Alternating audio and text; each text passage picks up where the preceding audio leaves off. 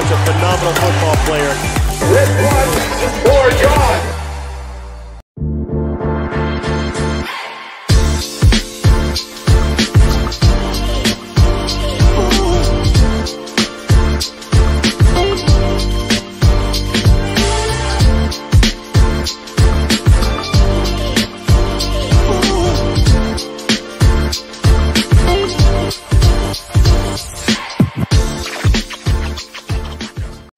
Welcome to the new episode of Nuggetsa Srbija podcast, or if you're a primary English listener, Nuggetsa Srbija podcast, which sounds much different than the first thing I said. My name is Miroslav. I'm calling from Pančevo near Belgrade in Serbia. In Studio 2 in Lincoln, Nebraska, it's Voja. Good evening, Voja. Hello, everybody. And we have a special surprise for you guys. We have the great pleasure to welcome a basketball coach, the NBA writer, and the podcaster extraordinaire, Dave DuFour. Welcome, Dave. I don't know about extraordinaire, but I do those things. That it's debatable as to how well, but I do them. Man, you're a big star, at least among us nerds. I will sure. take that. Yeah, I'll agree. Yeah, okay. So most people know you for your great hosting of the Athletics Nerder She Wrote podcast. And as of recently, the Rainbow Skyline podcast about the Denver Nuggets also on the Athletic. Can you please tell me a bit about your coaching experience, the way you started coaching and how it goes on nowadays? Yeah, well, now I'm not coaching at all. I actually haven't had a coaching job for the last 2 years. I move a lot, and I left a high school coaching job and decided I didn't really want to coach at high school anymore. I coached club in Europe when I was in Germany for 4 years, and I really enjoyed that. But I started coaching, just kids in the gym, high school kids that wanted to make a basketball team, and I was just doing it for free. It was just something to do to pass the time, get me in the gym, and that sort of fueled the flames that made me want to actually coach games and run a team and all that stuff. And I was lucky to get an opportunity to do that in Aachen, Germany. And, it was a great experience and probably changed my life, honestly. I don't know. I definitely wouldn't be doing what I do now if I hadn't done that then. And I'm not sure that I would be doing anything in basketball if I hadn't gotten that job at that moment, because it really forced me to put all my eggs into that basket and say, you know what? All right, I'm a basketball coach. I'm going to be a basketball coach. And it's a lot of work. So, it's not something that you can just do halfway. Great. Can you tell me how you started working on the Rainbow Skyline podcast with Kendra Andrews? Was it because you were already the Nuggets whisperer in the Athletic, national wise, or was it just a coincidence that they needed a guy there? Well, it was a happy coincidence. Let's put it that way. So, our one of our beat reporters for the Nuggets, Nick Kosmider, he moved over to cover the Denver Broncos. Yeah. And Kendra was taking over the beat on her own. And so, it made sense to kind of give her a platform that was more focused on her and the work that she was doing. I'm already a host, and I know all these teams really well. I clearly know the Nuggets extremely well. And I have been sort of the Jokic evangelist to a certain degree for our pods, where, I might be the one guy. I might give him too much respect, to be honest with you. Like, there's a certain point where it's like I tend to gush about a guy who's that creative and that skilled, and also so seemingly out of place in the sport outside of being 7 feet tall, So I'm sure part of that played into it, but I think more than anything, it was just it was a testament to maybe the Athletics' belief that I can do well with anyone. I can have chemistry with anyone. And I lucked into doing this with Kendra, who is amazing. She's very good at her job. She is a consummate professional. She's fun to work with. She's been a great collaborator for these shows. We almost record full podcasts that you guys never hear because we are usually so fired up to talk about something right before we record. And so I think you can feel that energy when we get going. So it's been a great time. Like, I'm really enjoying it. I'm looking forward to doing it for a whole season next year. I picked up during the pandemic, which it was great for me because it did give me a time to sort of establish, myself in the sort of Nuggets arena to a certain degree, and we got to talk on the periphery of the team quite a bit, which is something that when you do this nationally, it can be hard to discuss PJ Dozier to a certain degree. I'm not going to really bring him up on Nerder She Wrote, no offense to PJ, but on the Nuggets show, we get to talk about PJ Dozier and how important his contract is for this team next year, things like that. So I like doing the team shows. I also, I host the Dallas show, 77 Minutes in Heaven, and it's kind of the same deal. I get to work with somebody who I really love to work with, Tim Cato. He's awesome. And it's something different than what we do on Nerder She Wrote, where Nerder She Wrote is so big picture. It's really nice to dive in on one particular team. And during the playoffs, I thought we were doing some of our best work. And it just so happened that the team was also doing some of its best work. So, it's funny when that works out. And I mean, again, Kendra is great to work with. So it's a lot of fun. Excellent. I can tell you, we don't have the time to listen to many national voices because we feel that national voices are still not giving enough credit to Denver Nuggets. So you were among the rare national voices we've been following for years now. So you can be happy about that, and you end up it's just because you need to understand the basketball worldwide to understand Nikola Jokic and how they play a bit better, because it's completely unorthodox for the NBA style of play. Yeah, I mean, like you talked about, you said like you gushed a lot about him. I mean, you're in the same conversation then as like Jalen Rose, because he's the one that like probably the only one on ESPN and like national TV that is, that can come out and say, hey, I love this man so much, I'm going to need therapy if they then pull off another 1-3 comeback. And that's kind of, I mean, now it's like a really cool thing to say that you're one of the early ones to be on his show. Because again, it's so easy to like disparage him as just a appearance in the NBA. I feel that way about most players, though. I think it's easier to knock players for the things that they can't do than to celebrate the things they can do. Yep. And I try to do more of the celebrating than the knocking. Everyone does the knocking. I think celebrating the things they're great at, and in particular, the things that they're great at that the average person doesn't realize they're great at. Like Jokic does some tricky stuff that unless you know the game, you just don't see it. I mean, he's seeing these passes, and we watch him throw these passes that are incredible, but he's recognizing these passing lanes 2 passes before he gets the ball. He's often positioning his body in a way so that when he receives the pass, he's ready to make that next pass. And I love to celebrate that. I mean, I'm a basketball coach. That's the nerdy stuff that I love. I mean, that's why the show, like, it's called Nerder She Wrote, for that sort of, very tight view, like, look at this weird thing that he's able to do that he does in a unique way. And so I just think it's more fun to do that. One of the first things I ever wrote when I started doing media stuff was about Jokic and Emmanuel Mudiay. It was about Jokic being an all-star center and how he has this preternatural feel for basketball. And, the question marks, were the question marks, but I think he's answered all those. You can have a passable defense with him as a center. And that was a big one, right? That he is able to take his volume up. That he's able to make the team around him better. Emmanuel Mudiay, I was wrong about it. I'll be wrong about that. I'm okay with that because I still love Emmanuel Mudiay, and I'm not convinced that he's not going to be a decent player.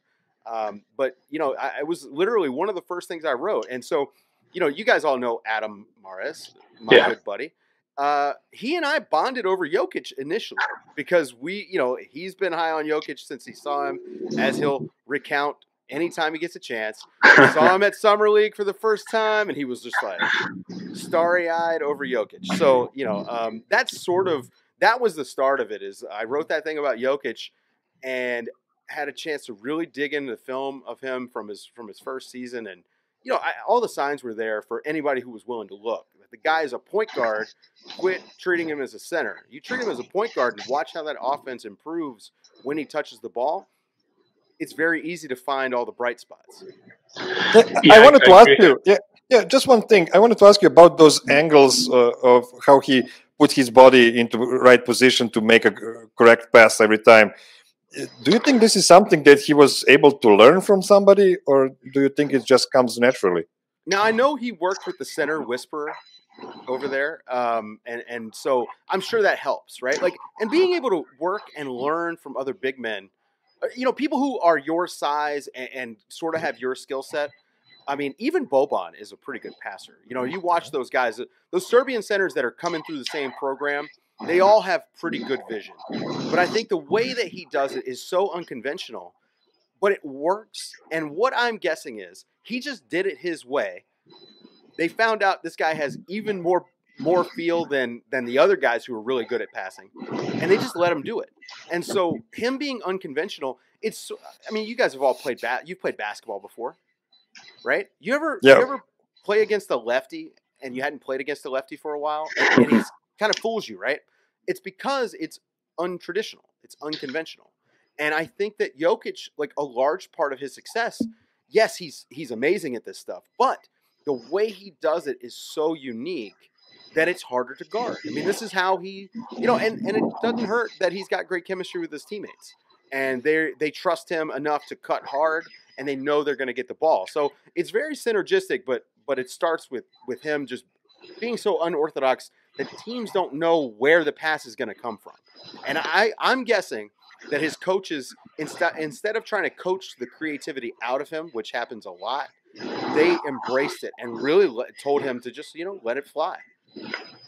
Yeah, I can add on that because I grew up in that system. I played since I was 7 years old to like 19 till I got to college, and it's something that I guess that's like the Yugoslavian school of basketball, like the old one, is that you get to learn.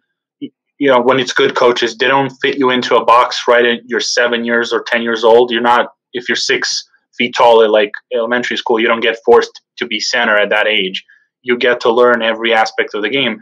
And it's just that Jokic does that on like every, how many degrees better than, how many orders of magnitude better than everyone else. But it's that thing that you start with as, coaches encourage that. And then you just, okay, this guy's astronomically better at everything. And so he's going to become what he is.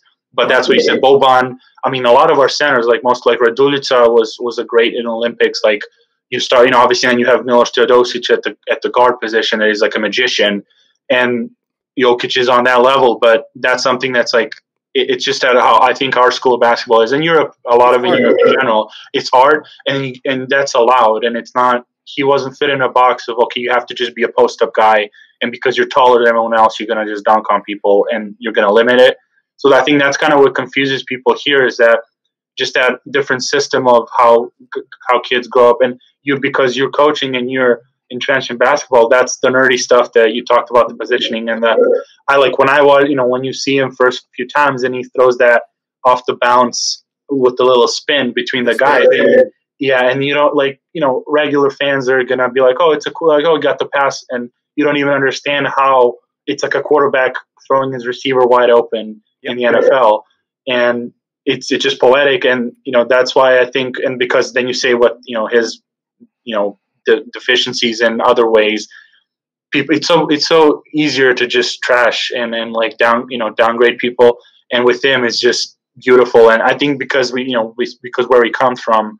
That's the culture that you go from, and not to like tout Serbia is the best ever or anything. Just that you grow that from when you're young. You get that ability. It's like I was a tall guy, but I knew how to pass. Like my friends, like have all tall guys that everyone knew how to pass. Obviously not to that level, but sure. You're encouraged to learn everything just because you're a complete player that way.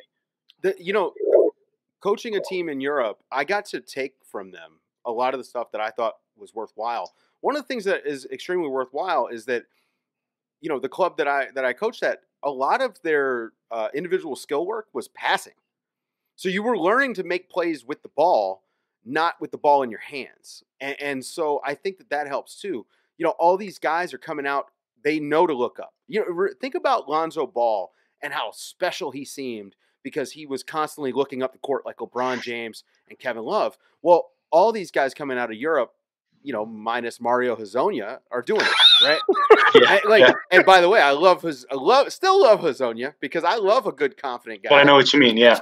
But they're all looking up court, so they're all looking to make that play, and that comes from the way that they start out training, where it's not about beating your man off the dribble; it's about using the ball to beat the other team. And so, I would like to see more of that come into the States. Although I'd argue that the under 22-year-old guys in the NBA right now are the most unselfish group of 4-year players or whatever to ever play in the NBA. They're incredible teammates.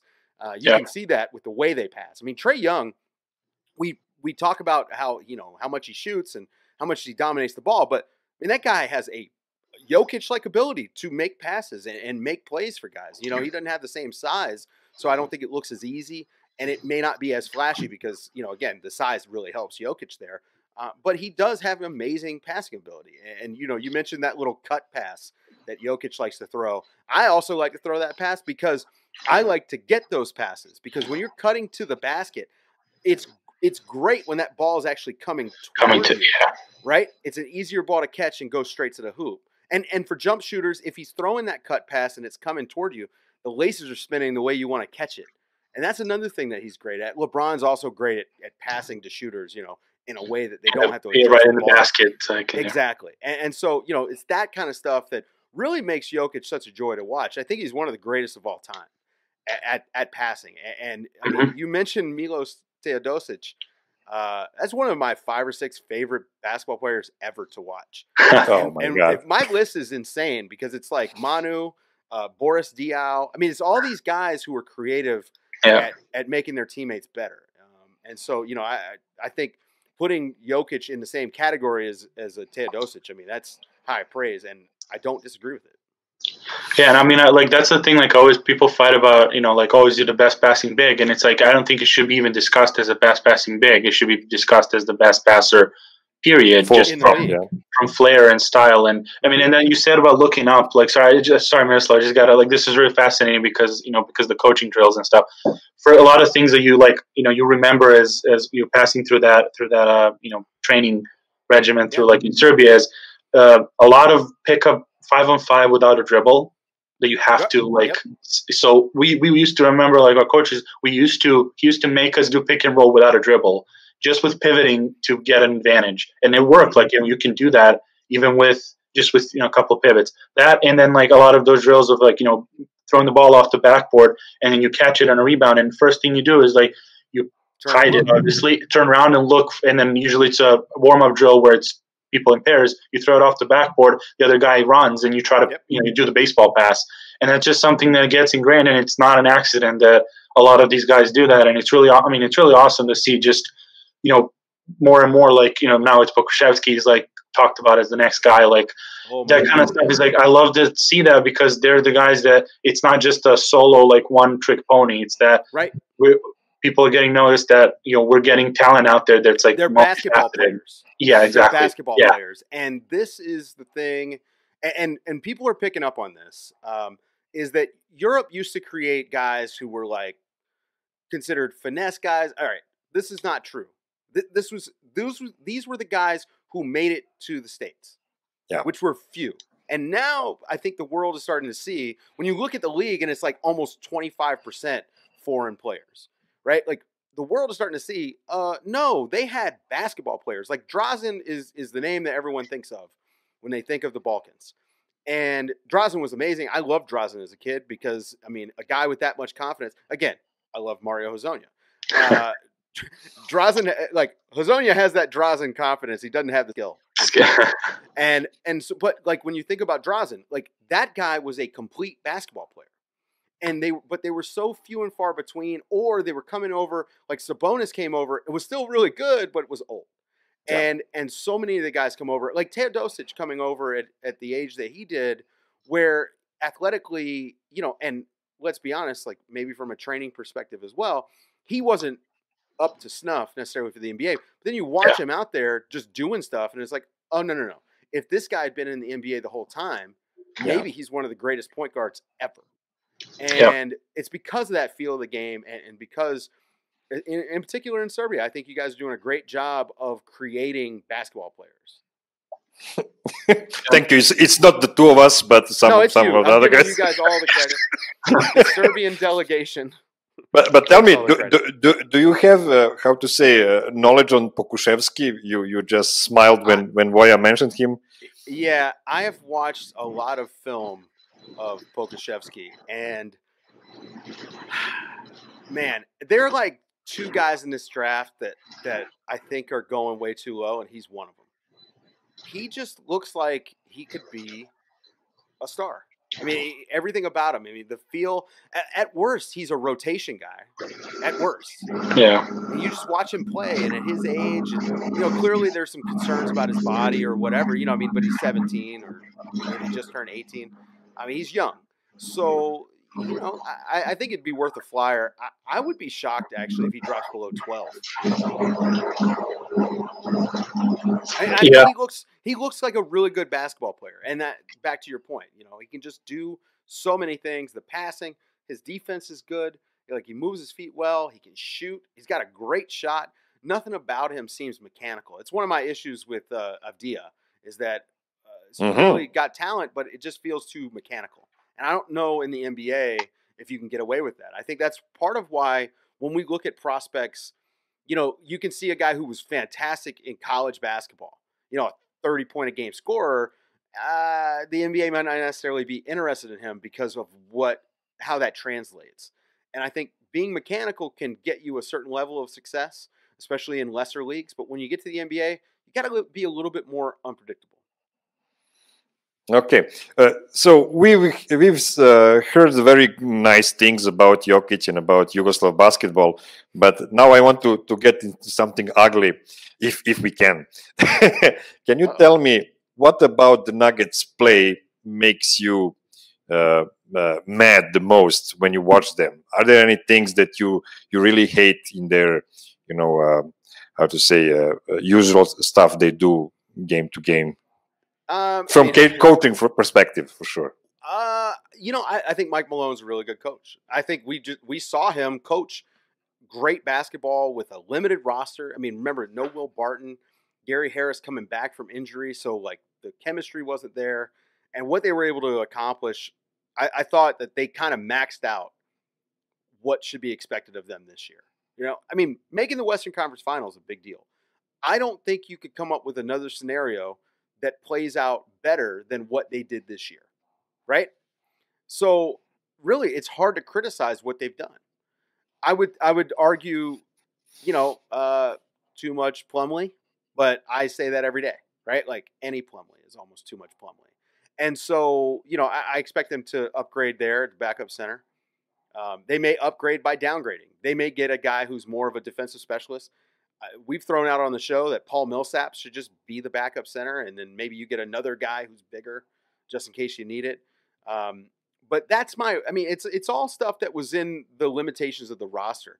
I thought Mike Malone did an excellent job. The team, they're doing, they're operating at almost max capacity for the skill level of the team. They certainly have some guys that might pop. I mean, Michael Porter Jr., who knows what he's going to do next year.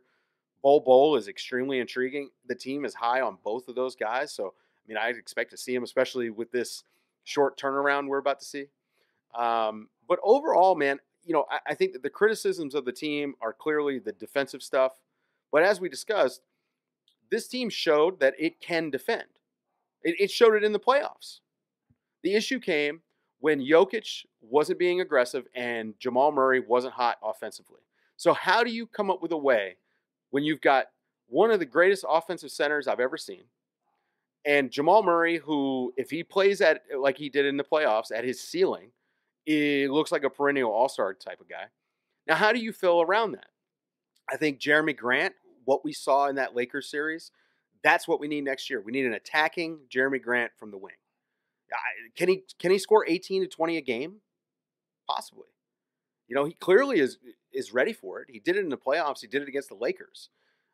If he can get to that level, and they can figure out, how to defend at the four, and what's going on with Gary Harris and Will Barton, I think there's another level that this offense can reach. Because that was the disappointing thing this year. It wasn't the defense, it was the offense. The offense should have been better. This should be a top 7 offense.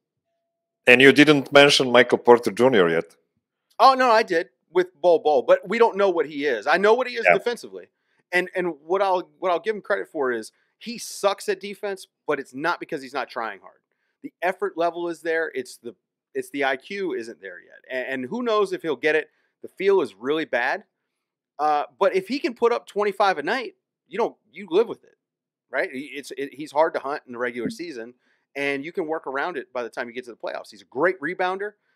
It's just tough when you play Jokic. You need a 4 that can help you protect the rim. Yeah, I believe he's 22 already. Do you think it could be a bit late for him to develop the defensive skills? No. I think that this was his first real NBA season. I think he's 21, right? And growth should be expected. He's learning the speed of the game, and already we saw him grow in small steps in the playoffs. I thought he was much better the last 3 games of the playoffs than he was the first 3 games of the playoffs defensively. So, I'm not saying he's ever going to be a Defensive Player of the Year candidate, but he could at least be, not a liability. And I think that's all they need because of the way he can score, the way that he works so well with Jokic as a cutter. My God. I mean, you can see he uses all of his physicality to get open, and Jokic has this huge target to throw to, and we know Michael Porter wants to take shots, and Jokic doesn't. So that's a match made in heaven if he can defend enough to stay on the court. So I mean, he's going to get an opportunity for sure. Yeah, I mean, do you hear me? Okay. Yeah. Yeah. So sorry, I was having some difficulty. Yeah, I mean, like he's what you said with cutting. I mean, it's when you saw that seeding rounds, and I mean, even when it was a lot of injuries in the Indiana game and all of that. Jokic is so good with those cuts we talked about. Like he gets wide open layups. Yep. Like Michael Porter can score at least 8 to 10 points a game just on easy bunnies because like how they work together, and it's crazy. This is kind of goes into what you talked about the coaching. What kind of drives you nuts and stuff. So would you rather coach a hyper talented, a little bit of a lazy player, or a less talented gym rat? I mean, you want the talented guy. I'd rather try to motivate an unmotivated guy with talent than to try to work around a guy who I love because he works so hard but doesn't have the talent. And that probably sounds harsh, but I just think it's easier to get a guy who is talented to care than to create talent where there is none. Yeah. That being said, every team has both. Yeah. You need both. I've been lucky to only coach people that really wanted to be the best. And whether they had the talent to be or not, I've never had an issue getting buy-in from people. And but I'm also upfront, and I make sure everybody knows what their role is. And I think that's huge too. And we've seen that with NBA teams where I think guys either have been usurped in their role, where you have a bench player who outplays them and outperforms them and takes their job, and they have trouble adjusting. But also guys who have been brought in as like a 9th or 10th guy that maybe work themselves up to like a 6th or 7th man role, and everyone needs to be able to adjust. But I've been very lucky as a coach that I've only had guys that, and again, I'm not going to take the credit for this. I think it's the people I've coached. I've just been very lucky. Motivation has never been an issue. It's awesome. I'm not a rah-rah guy anyway. My thing is, if you're going to show up to the gym, well, why would you want to show up and not win at everything? And so I lay all this out very early. It's, I shouldn't have to beg you to try hard. I shouldn't have to, I'm not begging you to come to practice. Like, plain and simple. If you want to be better, if you want to be the best, let's just do this and we'll do it all together. It's much easier to have a bunch of guys pulling one rope than worrying about whether this guy is picking up the slack for somebody else. Yeah, I mean, it's definitely true. It's kind of, I guess that part is always for me just inexplicable when I see the guys are just like, why are you there? Like, I mean, but sometimes I think that we read too much into it. Okay. Like Andrew Wiggins, I think is unfairly characterized as a guy who doesn't care. I just don't see that at all. That's not what it is. There's not a lack of competitiveness there. I just think that he just doesn't look like he tries hard because it's easy for him. He's an uber athlete. And so he could just jump from the free throw line and it doesn't look like he's exerting energy. Whereas for us, it's like, oh my God, man, I got to stretch. I got to do all this stuff. And I think that, he gets unfairly penalized for that. We're going to see a lot, I think, out of Andrew Wiggins in a better environment. Environment matters more than what our perception of a player caring. I mean, I've never seen Andrew Wiggins during the season posting photos from like a roulette table in Vegas. If I saw that, I'd be like, oh, you know what? This guy probably doesn't care about basketball. But I think Andrew Wiggins is like, again, been unfairly characterized. And I think that's most players. When you hear they're not competitive enough or whatever, you're talking on the margins. You don't get to be an NBA draft prospect without having a competitive drive. You just and you can win without being a complete psychopath as well. Yes. Steph Curry is super competitive, not a psychopath. LeBron James, very competitive, not a psychopath. And we've just gone to the extreme, especially in America. And I don't know how the coverage is for you, especially over in Serbia, how it differs from us. But we celebrate the psychopath way too much in our country.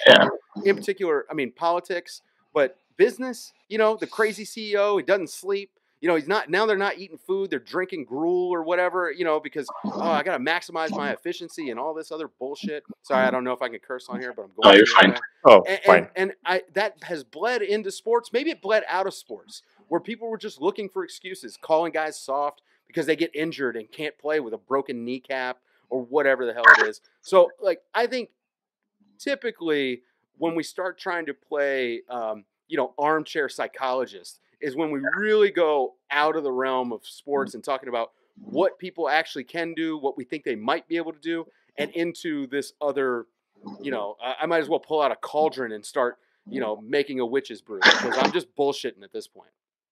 Yeah, I get it. So I'm not sure. Like Miroslav in Serbia, like I would say at least as far as I was growing up, and this for the guys that don't try hard. I was meaning more like from personal experience, not like because you can't really know what you said. You can just watch on TV and like guess. This guy doesn't compete, or some insider said about a third. Some uncle's source said that this guy doesn't want to try hard on practice. It's we're never going to know unless you're there, right? And that's like the issue with Serbia. I think. I don't think we celebrate psychos as much. I mean, you respect, oh my God, this guy's crazy. A lot of times it's really fun when someone just is super talented. Like Teodosic is one of the guys where like it's fun to hear stories that he just smokes after practice. Oh, yeah. And that's hilarious. Like, this guy's so good. And so I think that's, I mean, at least from what my friends and how we cover kind of like when we talk about those guys, it's really good. But I think it's even more fun when there's guys like, Jokic just show up. And I love when, I think like I was listening to your last episode with Seth Partnow. You're talking about, he was saying about Jokic, getting his minutes down and maybe he'll never be in shape. I think that's such a wrong take. Like with him not being in shape, is because he's not physically chiseled. I don't think that necessarily means that he can't play. Like as far as I remember, that Lakers series, I think the game that Denver won, like they were hunched over. He was in better shape than everybody. Yeah, like Davis was getting off. Davis was getting off the court, like on the court, and like hunched over, and Jokic is kind of like just his way, like trotting around and load managing on the court, but he knows how to do it well. Yeah. He's got that LeBron thing where LeBron can play 42 minutes a night, but he's load managing in a way. And you see Jokic, like defensively in that series, he was running hard to get back. But he was saving his energy in other places. He wasn't banging when he didn't need to. He wasn't being unnecessarily physical. He was like, he would put the ball in the floor when he had to. But for the most part, I mean, he was letting other guys bring the ball up. There were so many ways that, because he knew for them to have a chance, he had to play 43, 44, 45 minutes. But he was in great shape. Now, he's not going to get married again next summer. So I don't know if he can maintain this conditioning, but I do think this potential short turnaround is actually going to help him. He's not going to have time to put on that weight that he put on last year. And I know a lot of people were disappointed when he came in out of shape, but he looked great by the time we got to January, February. So clearly he is taking the long game on the regular season. Like they understand this, right? The regular season is what it is. This is a playoff team. As long as Jokic can play 65 games, it's a playoff team. So I wouldn't even be surprised if we start seeing some more load management, even with like missing games here and there to have him fresh and ready for the playoffs. But I'm with you. I think that Seth's greater point was it's never going to be he's never going to be a better athlete. Yeah. And thus, like as far as shape goes, what we saw is probably the peak of his conditioning. Yeah, I mean, and again, as I said, like it's just a lot of that. That's a lot of like the national take, and it's not terrible. Obviously, like it's visually because of how culture is in America as well with the fitness. You know, you start from young, and you get into like even middle age, and you're still advised to like work out, and that's like the measure. I mean, it's a measure of society in a way here that I've noticed a lot of times than difference in Serbia with.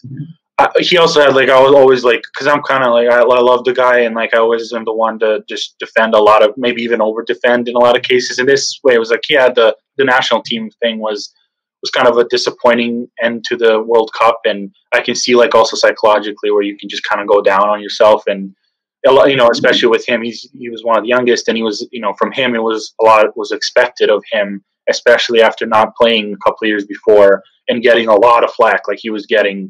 Oh yeah, like trashed in the media, and I was really upset for him. Like I was at that point, I was yelling like you shouldn't even play for us anymore after that kind of treatment. Right. And obviously, I'm not going to get into that because we can, with Serbian fans, we can get into that for like forever. But that's kind of the stuff, and I hope he keeps going because this is kind of the sweet spot with his weight and like just how he was able to bang and be like mobile. I thought he looked great. And I knew all of the people who were worried when he came back for the Orlando bubble about him losing too much weight. It was like, no, man. This guy, he lost like 15 pounds. It's just that where he carries the weight is very visible, right? Like his face looks slimmer because he lost 15 pounds. Just relax. He's still not light in the ass, right? Where it's important. Yeah. Great point. Great point. Yeah. That kind of jumps out good on the next question I want to ask is like, whose improvement like impressed you the most during the season? I mean, this year in general. And obviously, like we can talk about Jamal because his like with his a few week turnaround was insane. That's maybe. But like, if you want to also cover some of the guys, they're like maybe more like minute improvements that impressed you. Of like you didn't think someone had it in him. That's also open for like discussion as well. I mean, I liked what I saw from Bowl, and I don't want to like pander here, but I wasn't expecting him to be a player in the NBA. I just wasn't. The red flags with him were through the roof from an off-the-court perspective. He had the broken foot, and with his size and build, he's got really high hips. Like, you worry about him physically as well. Everything I've heard, he's just bought right into what they're doing. They loved him down in Orlando. Apparently, he was great. And we got to see some of the fruits of the labor, right? Like, this is a 7'3", 7'2" wing. Legitimate wing with a legitimate NBA three-point shot out to like 35 feet. Really good passer. Again, this is now a team full of crazy passers. Yep. So, yeah, I think that his growth from the last thing I saw of him to what we got to see pre-playoffs in the bubble, I think that was pretty fantastic. And obviously looks great for them because they got him for nothing. Yeah. So, yeah, I think he was probably the most impressive of the non-Jamal category. Because Jamal, I mean, that's not even fair.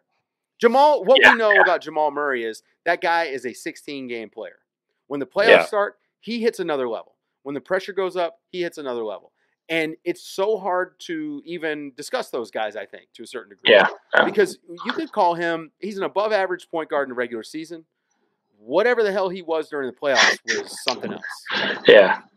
I think for him, I think I'm pretty sure people talked about it, but the weight thing with him was interesting. That's kind of what I talk about when you talk about athleticism. Athleticism with players is not just to be athletic for athletics' sake. It's just how you use it and why.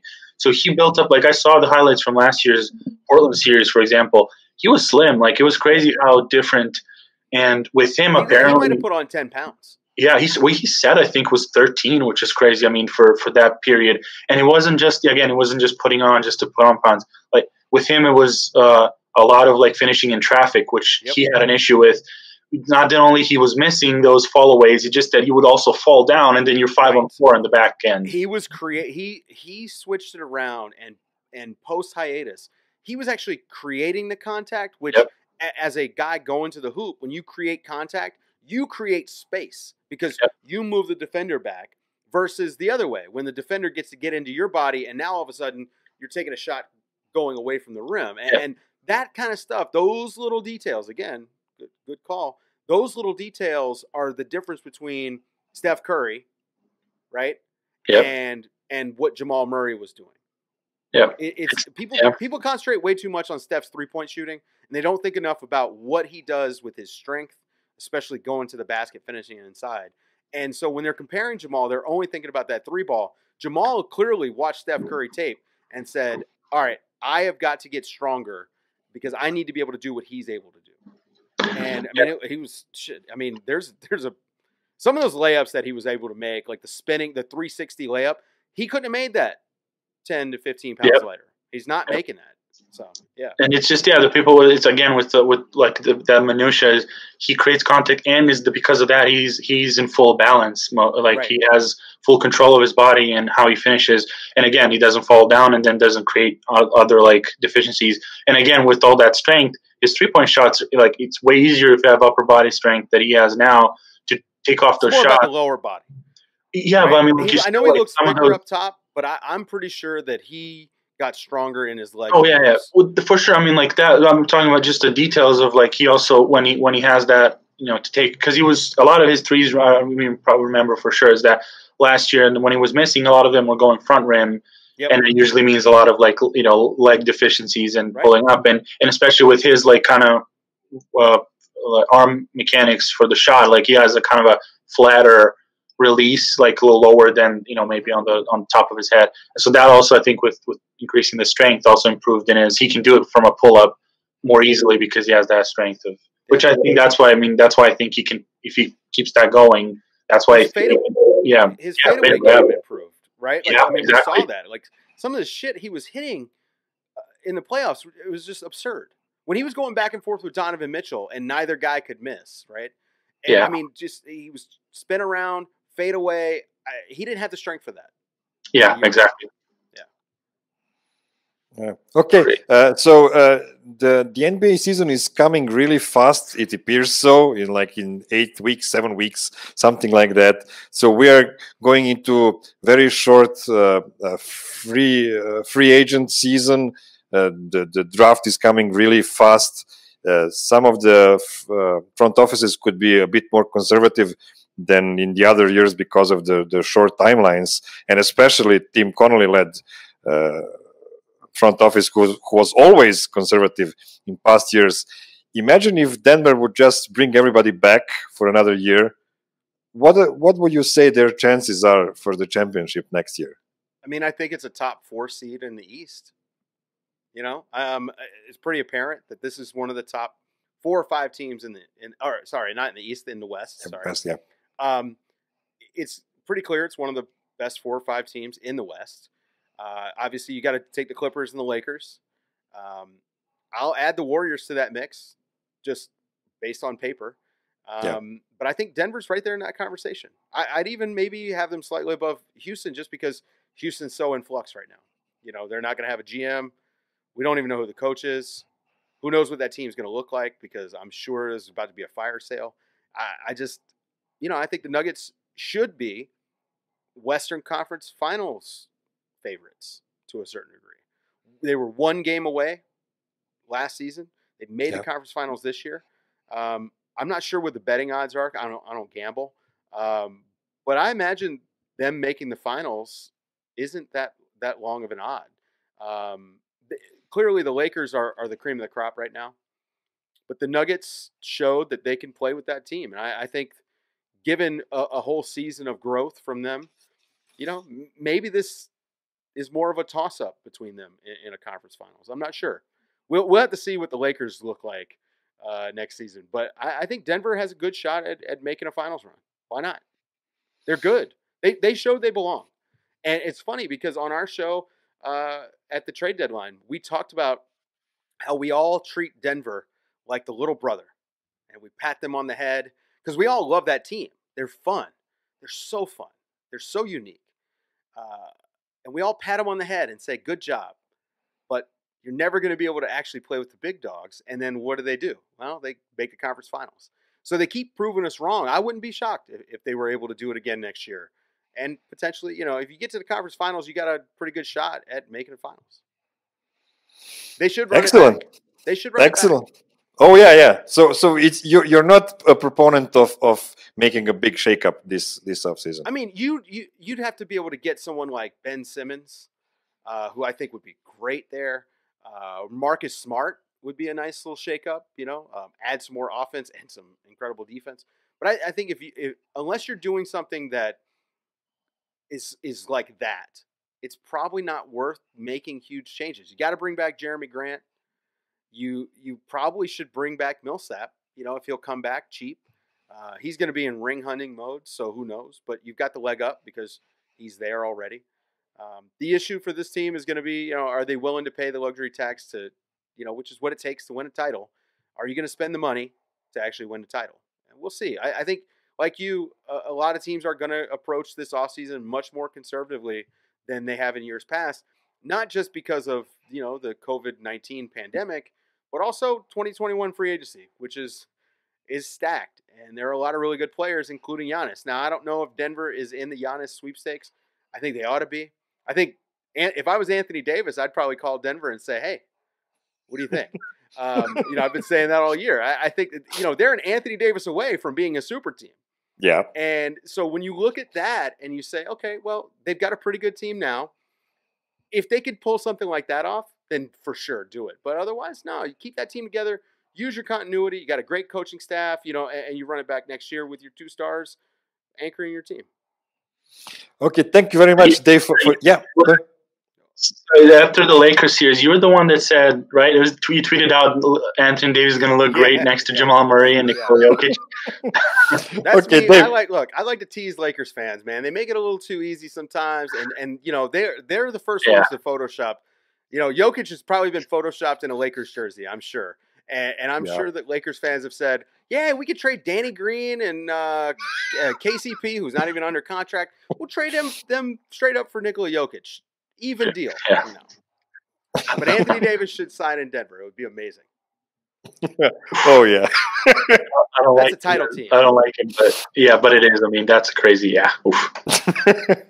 Okay, Dave, thank you very much for joining our show. Do you want to plug something for the end for the Serbian fans? Or please check out The Athletic. I'm not even sure if you can subscribe from Serbia, but the podcast we can. You can. Okay, the podcast you can actually get for free. If you go to theathletic.com/NBA show, I believe you can sign up right now for $1 a month at The Athletic, and that gets all of the writing, which is fantastic, and all the pods ad-free. But subscribe to the pods. I mean, check out Rainbow Skyline. I think it's a fun show. Kendra is an up-and-coming young beat writer, and she's excellent at the job, and so that's a lot of fun. And then, obviously, check out Nerder She Wrote, which hopefully everyone in Serbia is already listening to that show. The nerds are, believe me, the nerds are. Okay, thank you. I will just finish the show in Serbian at the moment.